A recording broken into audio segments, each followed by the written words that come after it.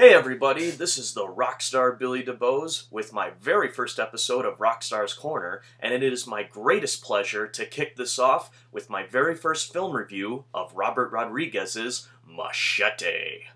Keep in mind there may be mild spoilers, but nothing that'll really ruin it, so just a fair warning. For the backstory of this film, Robert Rodriguez in 2007 had brought back the grindhouse genre in a double feature release of Planet Terror and Death Proof. Before Planet Terror opens, we're introduced to an apparent mock trailer featuring Danny Trejo playing a badass Latin mercenary who's going to take revenge on the scumbags who framed him in an assassination attempt. The trailer also included Cheech Marin and Jeff Fahey, who is already playing the hilarious barbecue chef in Planet Terror. When I first saw this, I was definitely excited due to the fact that I've always been a big fan of Danny Trejo. Now, unfortunately, Danny Trejo has always been typecast as the take-no-prisoners Mexican bad guy in many action and horror films, and I always felt he deserved his own starring role. However, a year later, when I was casually surfing on IMDb, that prayer was finally answered when I saw that Robert Rodriguez had put Machete into production. Not only that, as time went by, I would be seeing more and more odd yet interesting actor choices added to the film, making me even more excited to seeing it. The plot sticks to the original trailer format, focusing heavily on the tension of immigration on the Texas-Mexico border. Machete is also given a backstory as to how everything is played out in the beginning, but I'm not going to give it away. The senator of Texas, McLaughlin, is hell-bent on taking a stand against illegal immigration by employing the use of a border-wide electric fence to cease any and all further attempts. With the aid of redneck Lieutenant Stillman and drug lord Torres, Machete's rival, events are set into motion to raise a campaign vote to construct the fence. And all they need is to hire a Mexican sharpshooter, but with the intention of framing him to get the public behind McLaughlin. The senator's right-hand man, Booth, is put in charge to find that person, and who does he find? Machete. Everything goes to plan, but when the time comes to ambush Machete after the setup, he's always one step ahead of Booth's cronies.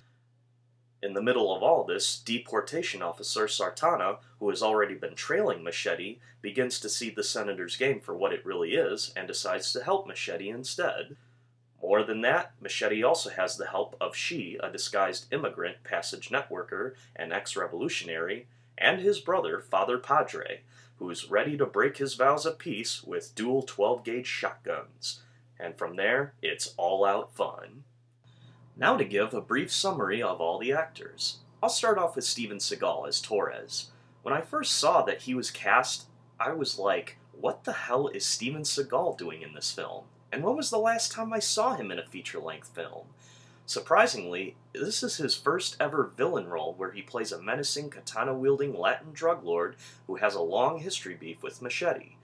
Now granted, I was never a fan of his acting. In this role, he actually proves his worth and garners so much heat from the audience that you have no sympathy for what happens to him afterward. Jeff Fahey reprises his role from the trailer as the corrupt right-hand man of the senator, known as Booth. This cold and creepy bastard definitely brings a lot to the story. He gives a brief monologue about how illegal Mexican labor keeps costs and business down, essentially blaming our bad economy on them. His sadistic manner really makes it shocking. Moving on to Miami Vice's very own, Don Johnson. Again, I was thinking, what is he doing in this? But like Steven Seagal, he really throws you for a loop as he plays a racist descendant of an Alamo freedom fighter named Lieutenant Stillman, who shoots illegals first and asks questions later. Just another heinous piece of shit you just want dead. Then we have Robert De Niro himself, in one of the biggest acting stretches I've seen for him as Senator McLaughlin. He really makes you forget he's De Niro, and he's actually from the South with his convincing accent. He's a master bullshit con artist, and he knows it. Probably the most interesting villain here. On a side note, fans of Planet Terror will be happy to see Dr. Block's assistant and the crazy babysitter twins make a brief comeback. Now we got the protagonists. We'll start off with Lindsay Lohan. If Seagal and Johnson's castings weren't shocking enough, this really made me think, what the fuck? She plays the estranged daughter of Fahey's character. Not much to say other than guys who've been dying to see her naked are in for somewhat of a treat. However, it did nothing for me. I personally liked seeing Elba's shower scene better than that. Not bad, but was never a fan of hers. Then we have Michelle Rodriguez as She.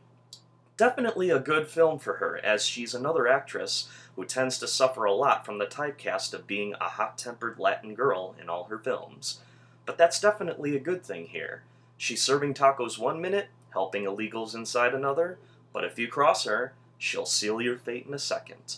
We've also got Cheech Marin as Machete's brother, Father Padre, and one of the most badass priests on film since Braindead's priests, who once said, "I kick ass for the Lord." It's the witty Cheech we love who provides the off-the-wall comic relief when we need it, and blasting heads apart the next. Then there's Jessica Alba as Sexy Sartana. Many people tend to not like her acting ability for whatever reason. I've honestly never had a big problem with it. Here she definitely delivers and is the perfect leading lady opposite of Danny Trejo.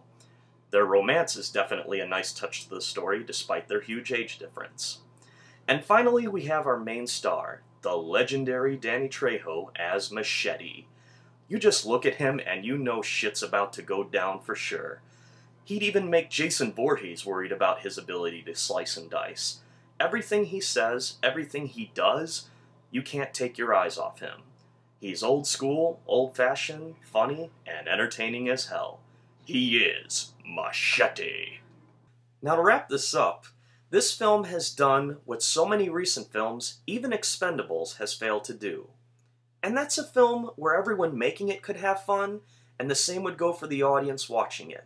You can just tell everyone involved knew that it was over the top, yet they had a blast making it, and it shows.